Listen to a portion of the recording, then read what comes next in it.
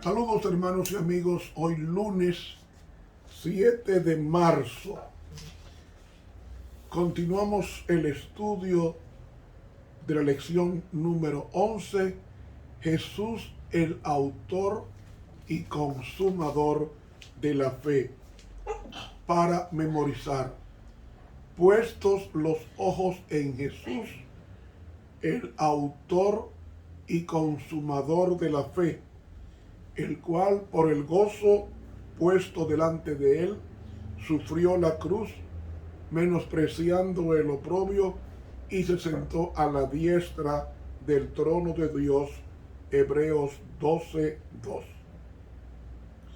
Querido Señor, queremos agradecerte porque la fe, aparte de que es una virtud teologal, es uno de los 9 frutos del Espíritu Santo.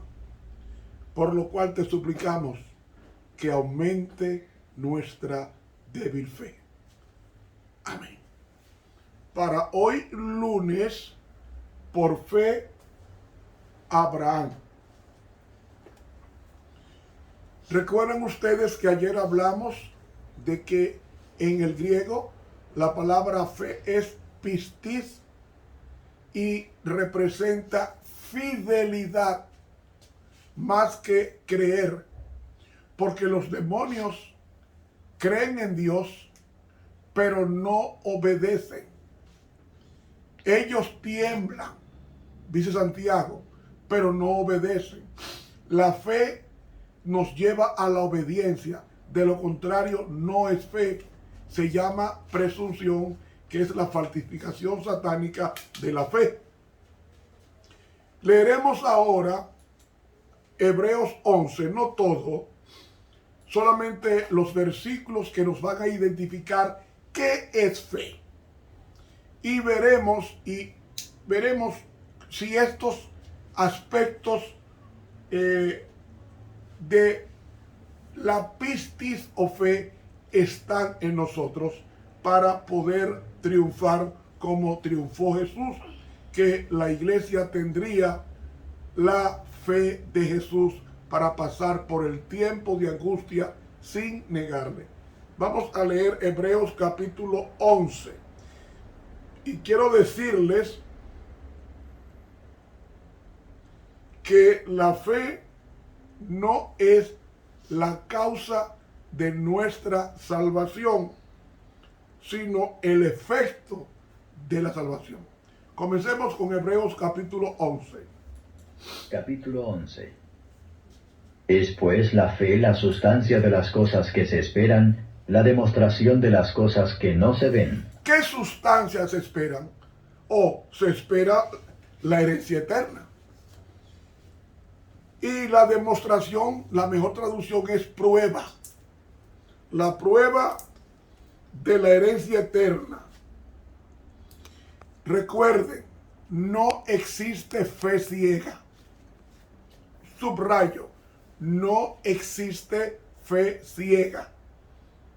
La fe genuina descansa en evidencias, no en demostraciones. Yo creo que Dios existe aunque yo no lo vea. Yo creo que el aire existe aunque yo no lo veo. Pero sí lo siento. Continuamos la lectura. Porque por ella alcanzaron testimonio los antiguos. Por la fe entendemos haber sido compuestos los siglos por la palabra de Dios, siendo hecho lo que se ve de lo que no se veía. Es decir, fe es creer que Dios creó el universo ex nihilo, es decir, del latín significa de la nada. Dios no se valió de material preexistente. Él dijo y fue hecho. Mandó y existió. Eso es fe. Por la fe Abel ofreció a Dios mayor sacrificio que Caín, por la cual alcanzó testimonio de que era justo, dando Dios testimonio a sus presentes, y difunto aún habla por ella. Fe es aceptar o admitir que soy pecador e ir con la ofrenda del cordero, como hizo Abel, a Dios para que me perdone. Eso es fe, reconocer que soy pecador e ir a Dios y presentar el sacrificio de Cristo en el Calvario y decirle, pequé contra ti, yo acepto a Cristo, dame tu perdón. Eso es fe. Eso es fe. Y eso da testimonio de que soy justo no por lo que hice, sino por lo que Cristo hizo en el Calvario por mí. Otra definición de fe. Por la fe, Enoc fue traspuesto para no ver muerte, y no fue hallado porque lo traspuso Dios. Y antes que fuese traspuesto, tuvo testimonio de haber agradado a Dios. Oh, dice que para Enoc fe era agradar a Dios. El verbo traspuesto, la mejor traducción es trasladado. Es decir, Enoc fue trasladado al cielo sin conocer la muerte y no le fue hallado porque lo trasladó Dios al cielo. Pero antes de ser trasladado, ¿qué dice Hebreos? Tuvo testimonio, es decir, testificó ante el mundo por sus obras de que agradaba a Dios. ¿Y qué es agradar a Dios? Nos dice el mismo Jesús en Juan 8:39, nos dice Juan 8:29, nos dice el mismo Jesús, porque el que me envió conmigo está, no me ha dejado solo el Padre, porque yo lo que a él agrada, hago siempre. ¿Qué es agradar a Dios? Obedecer su palabra. Ahí dice, no matarás, no matar. Ahí dice, no robarás, no robar. Ahí dice, no cometerás adulterio, no cometerlo. Ahí dice, guarda el sábado, lo guardo. Eso es agradar a Dios. Eso era fe para Enoc. Empero sin fe es imposible agradar a Dios, porque es menester que el que a Dios se allega, crea que le hay, y que es galardonador de los que le buscan. Es decir, Dios no te puede premiar si tú no obedeces. Y Santiago, el hermano de Jesús, dice que la fe sin obras es muerta. ¿Qué significa es muerta? Que no existe. Una persona que no obedece la palabra de Dios no tiene fe. Lo que tiene es presunción. O sea, presume de ser cristiano, pero no lo es. Lo que llamó Jesús en Mateo 23, hipócrita. Una persona de un simulador. Una persona cristiano de apariencia y no de corazón. Entonces, la fe es eso. Creer que Dios existe y que premia a los que le buscan. Los que buscan a Dios son los que tienen fe. ¿Qué es fe? En el versículo 6, buscar a Dios. Yo pregunto, ¿tú estás buscando a Dios? Pasamos al versículo 7, otra definición de la palabra fe en el griego pistis, que yo traduzco como fidelidad. Por la fe Noé, habiendo recibido respuesta de cosas que aún no se veían, con temor aparejó el arca en que su casa se salvase, por la cual fe condenó al mundo, y fue hecho heredero de la justicia que es por la fe. Ahí me detengo. ¿Cómo fue que Noé mostró fe? Dios le dijo, hazte un arca porque voy a destruir la tierra con agua. ¿Y qué hizo Noé? Dice aquí, con temor preparó el arca. Le creyó a Dios y trabajó para que su familia se salvase. Y dice que por esa actitud condenó al mundo. ¿Cómo condenó al mundo? Noé se pasó 120 años predicándole con cada martillazo, dice el libro Patriarcas y Profetas, a la generación antediluviana. Y nunca había llovido de arriba para abajo. Pero Noé le creyó a Dios y entró al arca. Y duró 7 días en el arca, recibiendo vituperio lo que estaban afuera. Y al 8º día comenzó a llover. Yo pregunto, ¿quién se salvó? ¿El que tenía fe, que hizo el arca y le creyó a Dios, o los que no, los que se quedaron afuera? Eso es fe, creerle a Dios y obedecer. Cristo viene por segunda vez. Hay que creerle. ¿Y cómo usted cree en Él? Preparándose para su segunda venida, así como Él compara la segunda venida como en los días de Noé, en Mateo 24. Pasamos al padre de la fe. Por la fe Abraham, siendo llamado, obedeció para salir al lugar que había de recibir por heredad, y salió sin saber dónde iba. Por fe habitó en la tierra prometida como en tierra ajena, morando en cabañas con Isaac y Jacob, herederos juntamente de la misma promesa. Abraham no conocía Canaán, pero Dios le dijo: sal, y yo te voy a mostrar la tierra a donde tú vas a estar.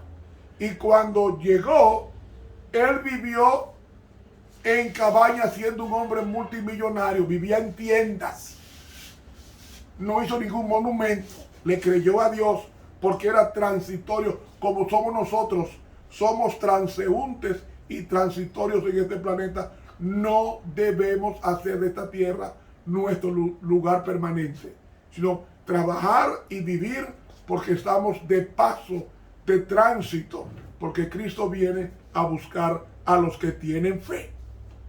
Y sigue diciendo: porque esperaba ciudad con fundamentos, el artífice y hacedor de la cual es Dios.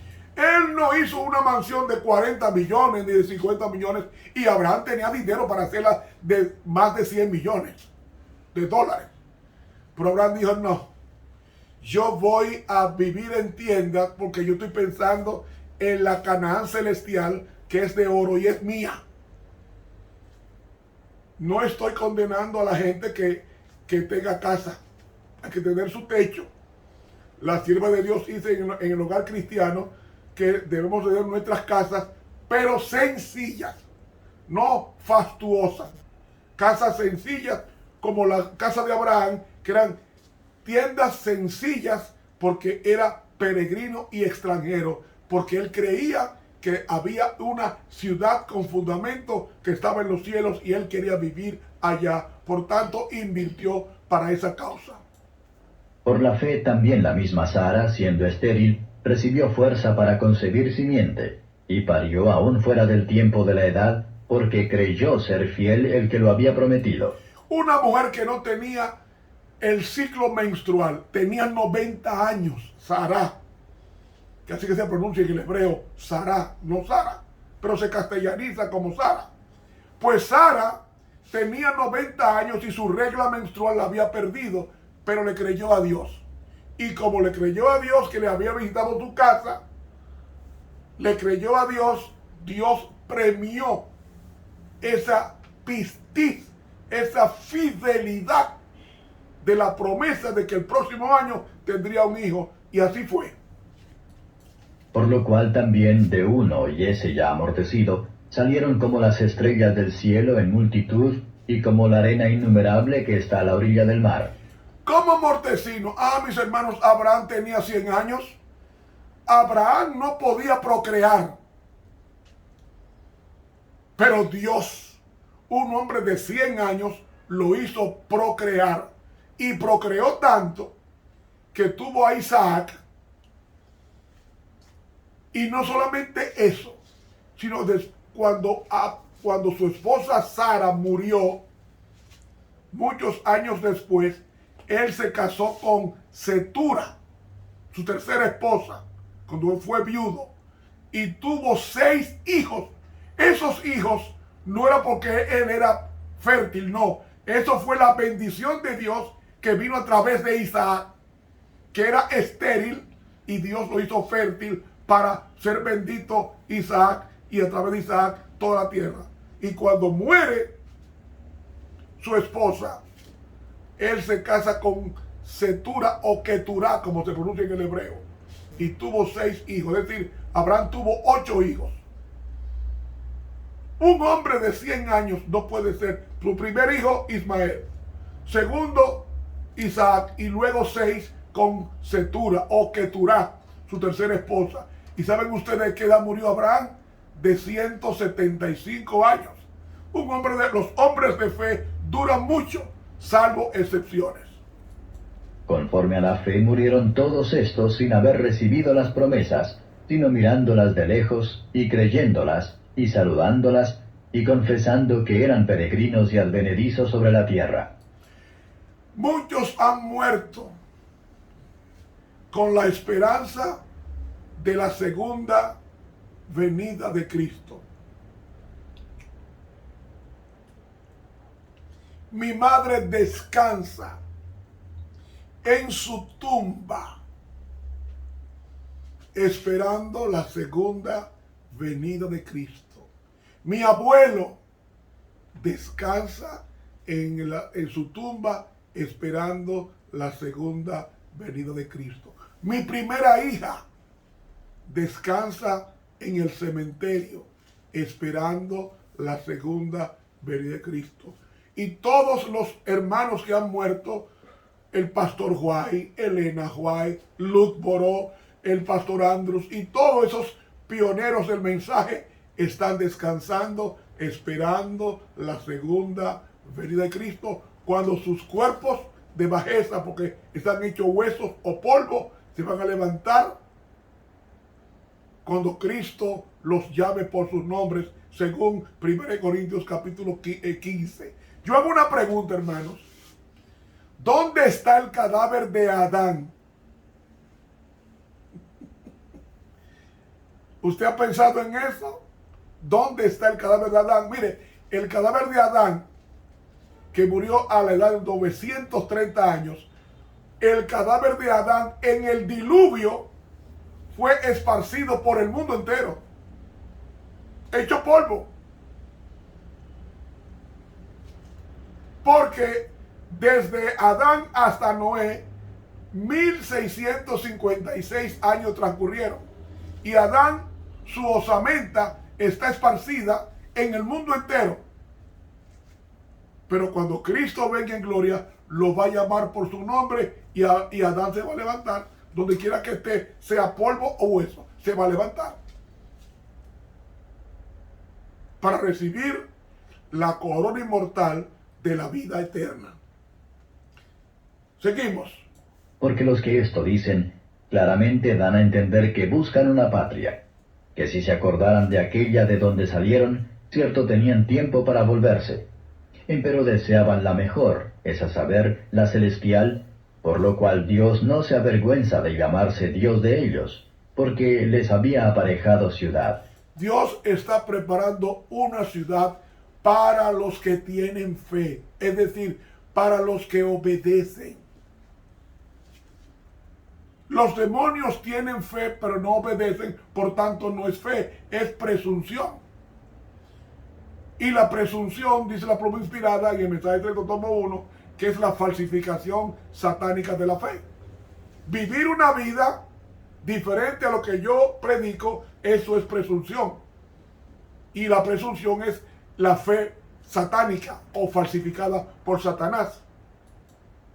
Por fe ofreció Abraham a Isaac cuando fue probado, y ofrecía al unigénito el que había recibido las promesas, habiéndole sido dicho, en Isaac te será llamada simiente, pensando que aún de los muertos es Dios poderoso para levantar, de donde también le volvió a recibir por figura. Oye, Dios le da un hijo a Abraham conforme a la promesa por vía de Sara.